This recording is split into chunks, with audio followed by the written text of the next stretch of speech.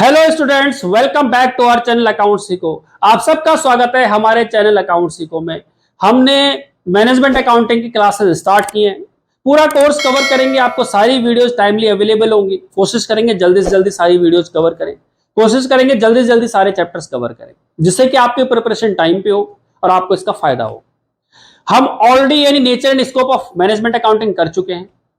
Responsibility accounting का वो एक सेशन हो चुका है और बाकी जो सेशन होंगे हम वो कवर करेंगे और कोशिश करेंगे जल्दी से जल्दी आपको ये वीडियोस अवेलेबल हो।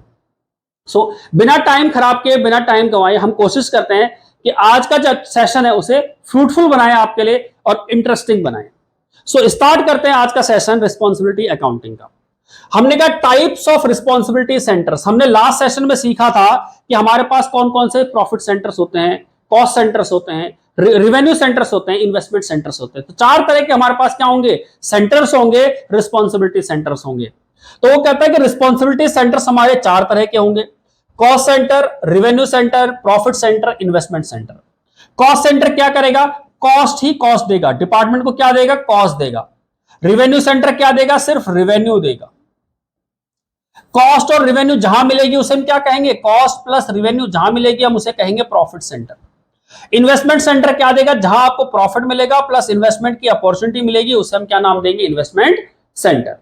तो सबसे पहले कॉस्ट सेंटर की बात करते हैं। कह रहा it is defined by this, कह रहा प्रोडक्शन और सर्विसेज, लोकेशंस, फंक्शंस, एक्टिविटीज और items of equipment whose cost may be attributed to cost units.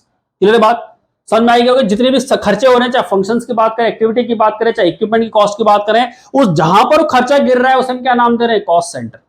A responsibility center is a cost center where the manager is accountable for the cost that are under his control but not for its revenue। जहां पर देखो revenue नहीं है, सिर्फ cost है। जैसे मैं बात करूं एग्जांपल की, यहां पर एग्जांपल दिया है कि मेंटेनेंस डिपार्टमेंट है होटल का, may be a cost center because the maintenance manager is responsible only for the cost। अब मेंटेनेंस डिपार्टमेंट क्या बताओ आपको, क्या रिवेन्यू जनरेट करके देगा, और रिवेन्यू तो देगा नहीं।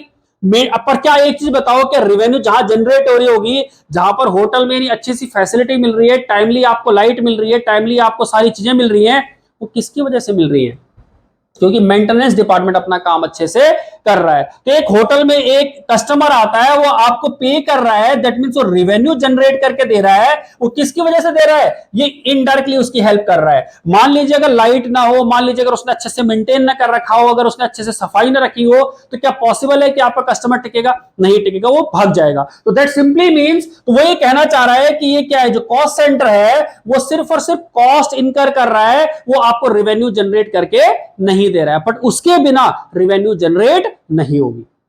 नेक्स्ट है हमारा रिवेन्यू सेंटर। रिवेन्यू सेंटर मैंने आपको बताया था कि ये सिर्फ रिवेन्यू जनरेट करके देगा, इसका कॉस्ट से कोई लेना देना नहीं है। Responsibility centre is revenue centre in which managers controls revenues but does not control either the cost of goods और सर्विसेज और level of investment made in the responsibility centre. Clear है बात, सिर्फ रेवेन्यू की बात करेगा, सिर्फ पैसे की बात करेगा। अब ये होटल की बात करें, होटल में जो कस्टमर पैसा दे रहा है सिर्फ ये उसकी बात कर रहा है। अब होटल में आपको पता है कि पूरा फर्नीचर लगा होगा, फर्नीचर कहां से आया इसे कोई मतलब नहीं है। स्टाफ लगा होगा, इसे कोई मतलब नहीं है। और फैसिलिटीज होंगी, इससे कोई मतलब नहीं है। सिर्फ मतलब है कि अगर कोई कस्टमर खा के जा रहा है तो पैसा कितना कलेक्ट हो रहा है, दिस इज कॉल्ड रेवेन्यू। आई बात समझे। रेवेन्यू सेंटर्स में कंट्रोल सेलिंग प्राइसेस, हाँ सेलिंग प्राइस को कंट्रोल कर सकता है, कितना प्राइस रखना है। Product mix, promotional activities, sales क्या जिसे हम कहते हैं प्रमोशन हो गया, एडवर्टाइजमेंट, उस पर ध्यान देगा ये, क्योंकि सब क्या करना है, एनहांस करना है रेवेन्यू को। Sales department of hotel will be revenue centres because it is responsible only for revenue. सिर्फ और सिर्फ किस चीज के लिए रिस्पॉन्सिबल है, रेवेन्यू के लिए। बट बात करेंगे हम प्रॉफिट सेंटर की। प्रॉफिट सेंटर कहता है कि part of business accountable for cost and revenue. देखो यहां पर क्या है, ये कॉस्ट एंड रेवेन्यू के लिए रिस्पॉन्सिबल है। It may be called a business center, business unit, strategic business unit। दस इसको हम क्या नाम दे सकते हैं, कॉस्ट एंड रेवेन्यू सेंटर दे सकते हैं, प्रॉफिट सेंटर दे सकते हैं, business centre, business unit, strategic business unit etcetera नाम है इसके।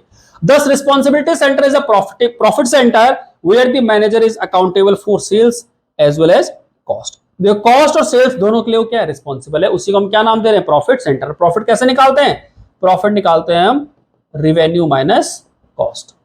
जब रेवेन्यू माइनस कॉस्ट करेंगे तो क्या निकलेगा, प्रॉफिट निकलेगा, और हम उसी को कह रहे हैं प्रॉफिट सेंटर है। Difference between revenue and cost is called profit. For example, a unit of a company is profit center, it is responsible for sales as well as production in that unit। ये cost कितनी आ रही है। Hotel manager would be in charge of profit center because he is responsible for revenue and cost। तो जो hotel का in charge है, जो होटल का होलसेल मालिक है मान लेते हैं, या होलसेल मैनेजर है, वो मैनेजर रिस्पॉन्सिबल होगा किसके लिए, प्रॉफिट के लिए, कि होटल को प्रॉफिट हो रहा है या नहीं हो रहा है। बट जो मेंटेनेंस डिपार्टमेंट था, मेंटेनेंस डिपार्टमेंट का काम क्या था, सिर्फ कि जो मेंटेनेंस में, जो डिपार्टमेंट में कोई दिक्कत नहीं आनी चाहिए, अगर उसकी वजह से कोई लॉस हो रहा है तो वो उसके लिए रिस्पॉन्सिबल है। क्लियर बात। बट जो इंचार्ज है, होटल का इंचार्ज है, वो रिस्पॉन्सिबल है किसके लिए, कॉस्ट एंड रेवेन्यू दोनों के लिए। अब profit centre is an independent business except that senior management in the head office control the level of investment in the responsibility center। Most individual units of chain operations, whether they are restaurant, hotel, motels और कह सकते हैं stores, सब profit centres होते हैं, क्योंकि यहां पर जो इंचार्ज है वो रिस्पॉन्सिबल है। क्लियर बात। और इनका काम क्या होता है, प्रॉफिट को मैक्सिमाइज करना, अच्छे से डिसीजन लेना, प्रोडक्ट को बढ़ाना, प्रोडक्ट में उसको अच्छे से करना, प्रोडक्शन की टेक्नोलॉजी को ध्यान रखना, सेलिंग प्राइस, इसका काम होलसेल, सारा होलसेल काम है इसका सारा अकेले का ही काम है, पूरा का पूरा काम देखना इसका काम है, इसीलिए हम इसे प्रॉफिट सेंटर का नाम दे रहे हैं।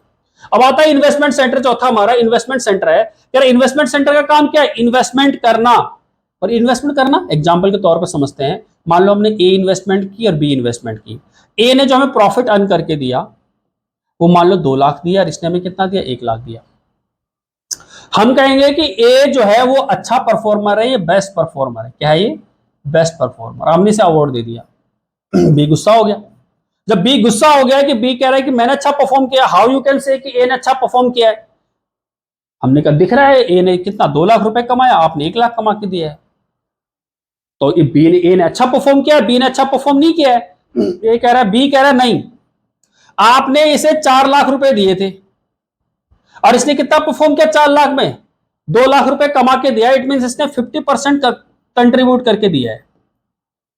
मेरे को आपने 1 लाख रुपए दिया था और मैंने आपको 1 लाख कमा के दिया। दैट इज 100% मैंने आपको कमा के दिया है। जितना इन्वेस्ट किया था उससे उतना ही मैंने आपको कमा के दिया है। हाउ यू कैन से कि ए ने अच्छा परफॉर्म किया है। मैनेजर को समझ में आई बात, हाँ ए ने नहीं, बी ने परफॉर्म किया और उसने अवार्ड बी को दे दिया। And this is called investment centre. That is आपको यह देखना होता है कि जितना हमारा रिटर्न ऑन इन्वेस्टमेंट है वो कौन मैक्सिमम कर रहा है, कौन ज्यादा करके दे रहा है। रिटर्न इन्वेस्टमेंट मतलब जितना मैंने रिटर्न यानी प्रॉफिट कमाया है और जितनी मैंने इन्वेस्टमेंट लगाई थी उसके रिस्पेक्ट में, इन्वेस्टमेंट के रिस्पेक्ट में मैंने कितना कमाया है, उसी को हमने कह रहे हैं रिटर्न ऑफ इन्वेस्टमेंट। क्लियर बात। तो यहां पर वो सारा लिखा हुआ है, पढ़ लीजिएगा एक बार। आगे लिखा हुआ है, investment centre is also like an independent business where even investment decisions are made by the manager of the division। A new hotel being developed by company would be an investment center if manager is responsible for investment in the hotel projects and also for its cost and revenue। Difference between investment center and profit center is investment center adds responsibility for investment to profit center responsibility। That is investment center का मतलब मैंने बताया था कि profit center plus जितनी भी हो investment के लिए रिस्पॉन्सिबल है, उसी को हम कह रहे हैं इन्वेस्टमेंट सेंटर। तो कह सकते हैं कि इन्वेस्टमेंट सेंटर एक बड़ा स्कोप रखता है as compare to profit centre. ठीक है जी, बाकी देख लेना, आपको आइडिया लग गया। फीचर्स देखते हैं क्या है रिस्पॉन्सिबिलिटी अकाउंटिंग के। कह रहा है रिस्पॉन्सिबिलिटी सेंटर्स आर क्रिएटेड। सबसे पहला फीचर्स क्या है रिस्पॉन्सिबिलिटी अकाउंटिंग का, कि क्या करना, ये जितने भी रिस्पॉन्सिबिलिटी सेंटर्स है उनको क्रिएट करना। उसके बाद प्लान करना। क्या प्लान करना, plan is prepared in the form of budgets and standards. क्योंकि हमें क्या चेक करना है, बजट और स्टैंडर्ड। यानी हम स्टैंडर्ड फिक्स करेंगे या बजट फिक्स करेंगे कि आपको टारगेट, जिसे हम कह रहे हैं टारगेट फिक्स करेंगे कि आपको इतना अचीव करना है। उसके बाद क्या, performance of the responsibility centres are evaluated by the comparing actual results with those budgeted in the regular monthly reports. हम क्या करेंगे भैया एक्चुअल में कितना अचीव किया आपने एज कंपेयर टू टारगेट, जितना हमने टारगेट दिया था उसके अकॉर्डिंगली आपने कितना अचीव किया है, मंथली बेसिस पे रिपोर्ट बनेगी। उसके बाद क्या एनालिसिस देखा जाएगा, वेरिएंस देखा जाएगा किसके बीच में, एक्चुअल परफॉर्मेंस के बीच में और टारगेट के बीच में। और उसके बाद डिसाइड किया जाएगा कि कौन उसके लिए रिस्पॉन्सिबल है। और उसके बाद करेक्टिव एंड प्रिवेंटिव एक्शंस वो भी लिए जाएंगे कि क्या क्या पॉसिबल है। अगर नॉर्मल गलती है तो हम उसे कहेंगे भैया सुधार कीजिए। बड़ी गलती और बड़ा मिस्टेक है या कोई इसकी वजह से कोई ब्लंडर्स हुआ है जिसकी वजह से फर्म को नुकसान हुआ है, तो उसे यानी क्या कह सकता है, डिमोट भी किया जा सकता है। जैसे प्रमोट होता है वैसे भी क्या कर सकता है, डिमोशन भी पॉसिबल है यार। कुछ पेनल्टी भी लग सकती है, मेजर माइनर पेनल्टी भी दिख सकती है। एडवांटेजेस देखते हैं क्या है। रिस्पॉन्सिबिलिटी अकाउंटिंग के, responsibility for any adverse performance is clearly identify हो जाएगी, इससे पता लग जाएगा कि कौन कहां पर गलती हो रही है, क्योंकि हम क्या कर रहे हैं, वेरिएंस एनालिसिस टेक्निक का इस्तेमाल कर रहे हैं कि एक्चुअल कितना हुआ है और हमने टारगेट क्या रखा था, उससे पता लग जाएगा कहां हमारा क्या है वेरिएंस आया। As a result the individual managers may be find it difficult to shift the responsibility to any other manager. इसलिए क्या होगा कि एक व्यक्ति दूसरे पर रिस्पॉन्सिबिलिटी नहीं ठहरा सकता, क्योंकि हमने टारगेट दिया हुआ था, एक्चुअल में आपने अचीव किया है, उस चीज को हम देख सकते हैं। साथ में वेरिएंस देखेंगे, रीजंस देखेंगे किस वजह से ये गैप आया है। Moral of the managers is high because of their active participation. देखो क्या है, कोई भी काम अगर हम खुद परफॉर्म करते हैं तो हमें पता होता है कि हम कितना सही कर रहे हैं, कितना गलत कर रहे हैं, तो ये चीज इंपॉर्टेंट है। Responsibility accounting provides increase job satisfaction and greater motivation to put the. अब देखो, मुझे पता है कि मेरे को टारगेट दिया है कि मुझे इतना टारगेट अचीव करना है। आपने देखा होगा सेल्स वाली जॉब में ज्यादा होता है, या आपको कस्टमर केयर में देखा होगा आपने, तो उसमें क्या होता है कि उनके टारगेट दिया जाता है कि आपको इतनी कॉल अटेंड करनी है, आपको इतने कस्टमर्स को सेटिस्फाई करना है, आपको इतना सेल करना है, तो वहां पर टारगेट आ जाता है। तो मैं अगर खुद अपना मालिक हूं तो that means what, I will try to sell as more as possible. मैं कोशिश करूंगा ज्यादा से ज्यादा गुड्स बेचूं, ज्यादा से ज्यादा सर्विसेज प्रोवाइड करूं, ज्यादा से ज्यादा यानी यूनिट सेल करूं। तो वो यही कहना चाह रहा है कि यहां पर खुद ही मोटिवेट होता है, क्योंकि उसे क्या, एक जॉब सेटिस्फैक्शन, उसे परफॉर्म करना है। It helps in quick reporting of performance oriented results management. वो कह रहे हैं कि अलग अलग लेवल पर मैनेजमेंट कहता है हमें ये रिपोर्ट चाहिए, वो रिपोर्ट दे सकते हैं, क्योंकि हमारे पास सारी क्या मैट्रिक्स बनी हुई है, हम इजीली प्रोवाइड कर सकते हैं। Managers of responsibility centres get an opportunity to gain valuable managerial skills. और देखो, जब मैनेजरियल स्किल्स आनी शुरू होंगी, काम दिया आपको, आपने रिस्पॉन्सिबिलिटी अच्छे से परफॉर्म की, ऐसे ऐसे क्या होगा, एक टाइम के बाद आप ग्रोन अप होते रहेंगे, जैसे जैसे ग्रो होंगे वैसे वैसे आपके पास रिस्पॉन्सिबिलिटी आती रहेगी और आपको मैनेजरियल स्किल समझ में आने लगेगी। Responsibility accounting facilitate strict control on cost and revenue. और इसका मेन देखो, रिस्पॉन्सिबिलिटी अकाउंटिंग का फायदा क्या है कि जो हमारी कॉस्ट है या रेवेन्यू है, कॉस्ट को हम कहते हैं कि कम से कम की जाए, रेवेन्यू को हम ज्यादा से ज्यादा करने की कोशिश करेंगे, जिससे कि प्रॉफिट ज्यादा होगा तो ऑर्गेनाइजेशन ग्रो करेगी, और ऑर्गेनाइजेशन ग्रो करेगी तो सारे इंप्लॉइज ग्रो करेंगे। तो वो कह रहा है रिस्पॉन्सिबिलिटी अकाउंटिंग क्या करती है, फैसिलिटेट करती है कि हमारी कॉस्ट एंड रेवेन्यू इतने हिसाब से होनी चाहिए, अकॉर्डिंगली होनी चाहिए। नेक्स्ट टॉपिक आता है आपका measurement of divisional performance. Divisional performance means कि आपने जो डिवीजन दी है, जो आपने रिस्पॉन्सिबिलिटी ठहराई हुई है, उसके हिसाब से आपको क्या करना है, मेजरमेंट करना है। तो कह रहा है it has been stated earlier that in large companies particularly those which produce and sell a wide variety of products it appropriate to divide the company into separate divisions and all divisions managers to operate the great deal of independence. हमने पहले भी कहा है कि large organisation है, large organisation क्या करते हैं, छोटे छोटे क्या करते हैं, डिपार्टमेंट बना लेते हैं, छोटे छोटे सेंटर्स बना लेते हैं, जिससे कि उसको रिस्पॉन्सिबिलिटी दिए जा सके। By creating various divisions, a decentralized organization structure will be created and each division will be responsible center. Her division को क्या कर दिया जाता है, रिस्पॉन्सिबिलिटी सेंटर बनाया जाता है। Where divisional manager has authority and responsibility for making capital investment decisions, the division will be in, उसे हम इन्वेस्टमेंट सेंटर कहेंगे, जहां पर एक डिवीजन के पास इन्वेस्टमेंट की अपॉर्चुनिटी होती है कि वो पैसा कहां इन्वेस्ट करना है, कौन सी एसेट्स खरीदनी है, कहां वर्किंग कैपिटल पैसा लगाना है नहीं लगाना, हम किसी कंपनी के अंदर इन्वेस्ट करें नहीं करें, कोई म्यूचुअल फंड खरीदे या नहीं खरीदे, बैंक में पैसा जमा रखें या नहीं रखें, वो हमें देखना। तो जहां पर हमें ये अपॉर्चुनिटी मिलेगी वहां पर हमें इन्वेस्टमेंट सेंटर का इस्तेमाल करना है। Where the manager is responsible only for cost and revenue, तो वहां पर क्या होगा, obtained from operations, the division will be profit center, उसे हम profit center करेंगे। In responsibility accounting, the profitability of each responsibility center is measured, ये हम आगे देखेंगे डिवीजन में। आगे कहता है functional organisational structure has been shown, ये हमें दिया हुआ है, ये देखो हमें ये दिया हुआ है, ये डिवीजन 1 है, डिवीजन 2 है, डिवीजन 3 है। इसके अंदर क्या है, प्रोडक्शन डिपार्टमेंट है, परचेज डिपार्टमेंट है, साथ में हमारा क्या फाइनेंस डिपार्टमेंट क्या है, एडमिन डिपार्टमेंट क्या है, सपोर्ट सर्विस प्रोवाइड करेगा। ये हमारा मार्केटिंग डिपार्टमेंट है, ये हमारा इंजीनियरिंग डिपार्टमेंट है, अगर कोई दिक्कत आएगी तो इंजीनियरिंग डिपार्टमेंट उसे रिव्यू करेगा। इसी तरह हमारा डिवीजन 2 में भी है, इसी तरह हमारा डिवीजन 3 में भी है। तो पॉइंट क्या है कि हमने हायरार्की बना रखी है कि हमारी अलग अलग डिवीजन है, इसमें इस तरह से ये रोल प्ले करेगा। अब इसके साथ इंपॉर्टेंट चीज क्या है कि हमारे बेनिफिट्स क्या है, ठीक है। तो कह रहा है studies have been conducted on the effect of autonomy allowed to divisional manager in matter of decision making. It was found that where divisional managers enjoy decision making powers relating to production, selling, purchase, decision making etc, तो उसके अंदर क्या हमें फायदा होता है। तो divisional जो हम डिविजनलाइज कर देते हैं ऑर्गेनाइजेशन को, छोटे छोटे टुकड़ों में बांट देते हैं, उससे फायदा क्या है, कह रहा है इट प्रॉम्प्ट्स क्विक डिसीजन। देखो अगर बड़ी ऑर्गेनाइजेशन होगी, अगर लार्ज ऑर्गेनाइजेशन होगी तो हायरार्की भी लंबी होगी। मान लो यहाँ डिसीजन लेना है तो पहले उसे यहाँ जाना है, फिर यहाँ जाना है, फिर यहाँ जाना है, और यहाँ आते आते आते यहाँ जाके डिसाइड किया जाएगा कि काम करना है नहीं करना। इट विल टेक टाइम, फिर ये इस तरह से मूव होता हुआ जाएगा। अब आप बताओ यहाँ आने में कम से कम उसे कई दिन लग जाएंगे। It takes lots of time. तो टाइम का इशू रहेगा, यहाँ पर क्या लगेगा, बहुत ज्यादा टाइम लगेगा।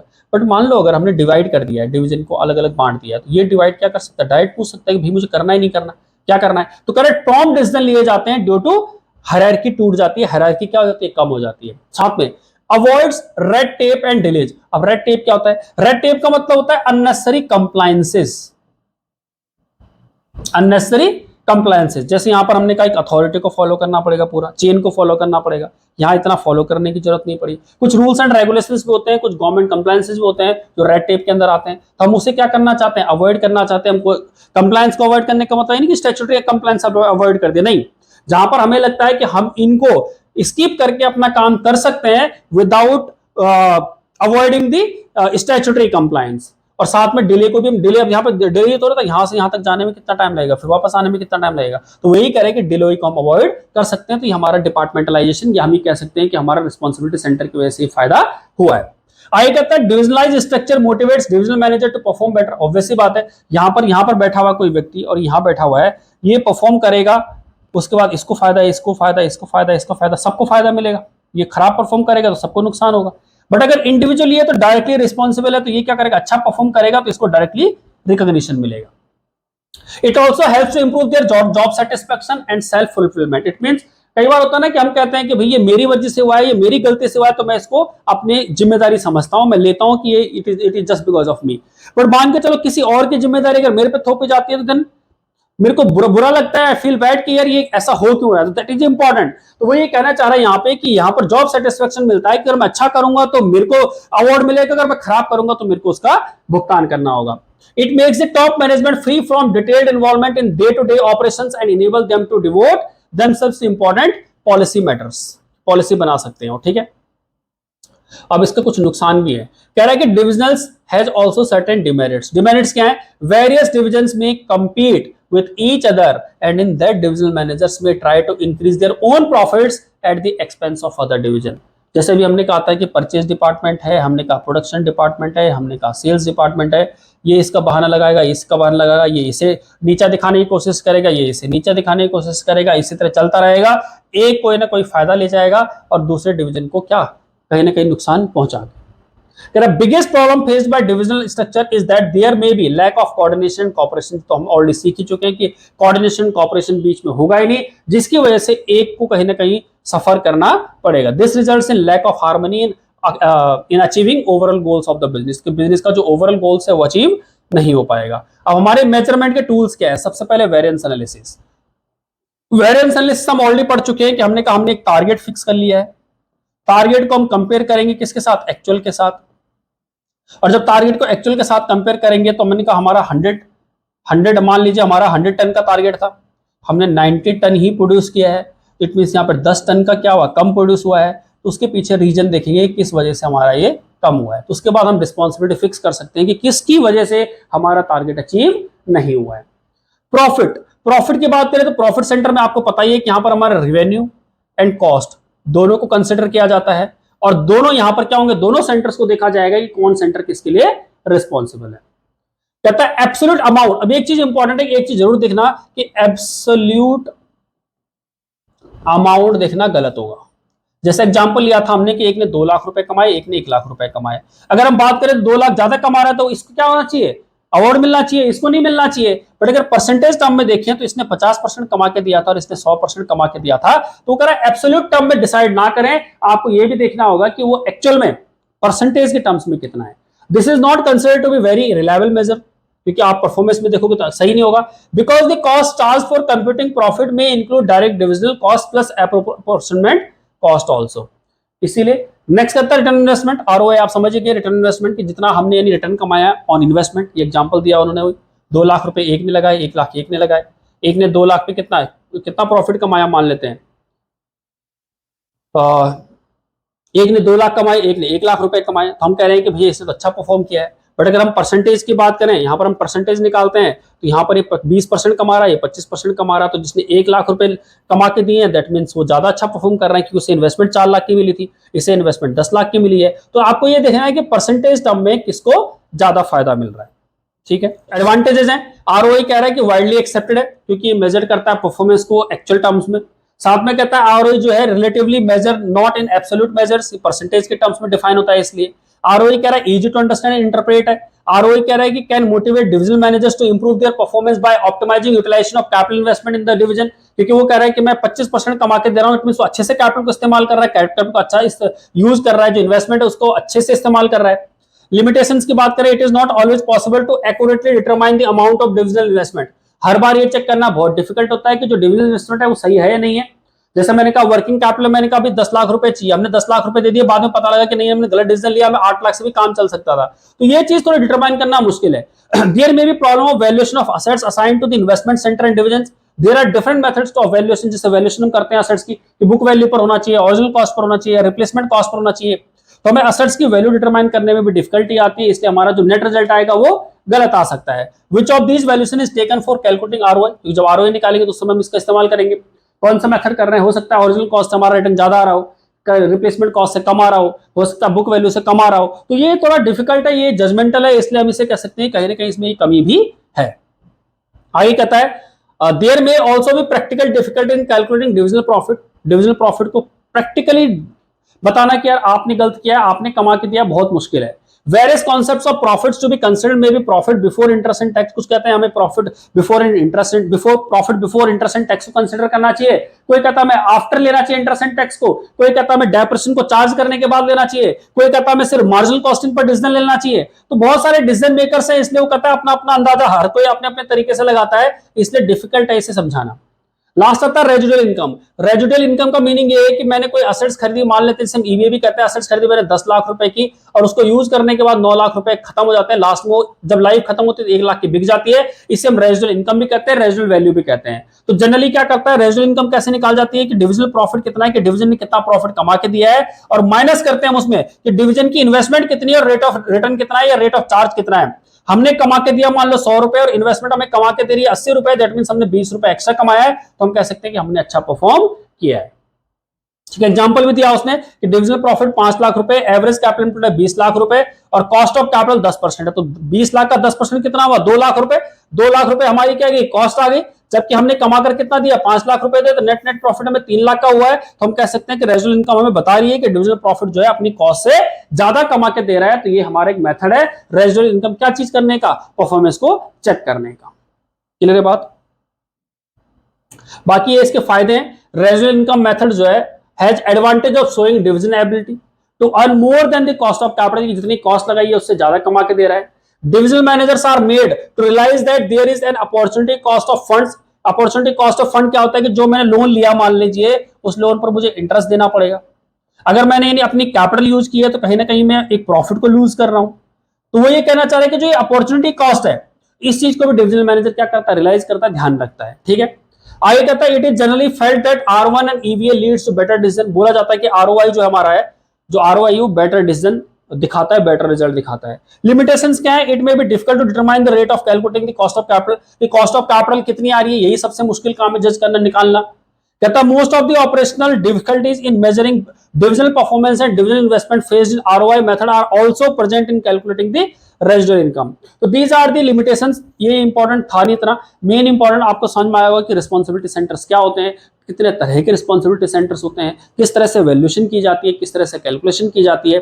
तो आई होप आपको एक ब्रीफ आइडिया मिला होगा। बाकी आप थोड़ा बहुत अपना बुक से देख सकते हैं, और हम MN अरोड़ा की बुक यूज कर रहे हैं। लग रही हो आपको, अगर लग रहा हो कि आपको इससे कुछ इनपुट मिल रहा है, कुछ इनसाइट्स मिल रही है, तो आप सबको बहुत बहुत थैंक यू कि आप हमारे चैनल को क्या कीजिए, सब्सक्राइब कीजिए, वीडियोज को लाइक कीजिए और शेयर जरूर कीजिए। Thank you so much.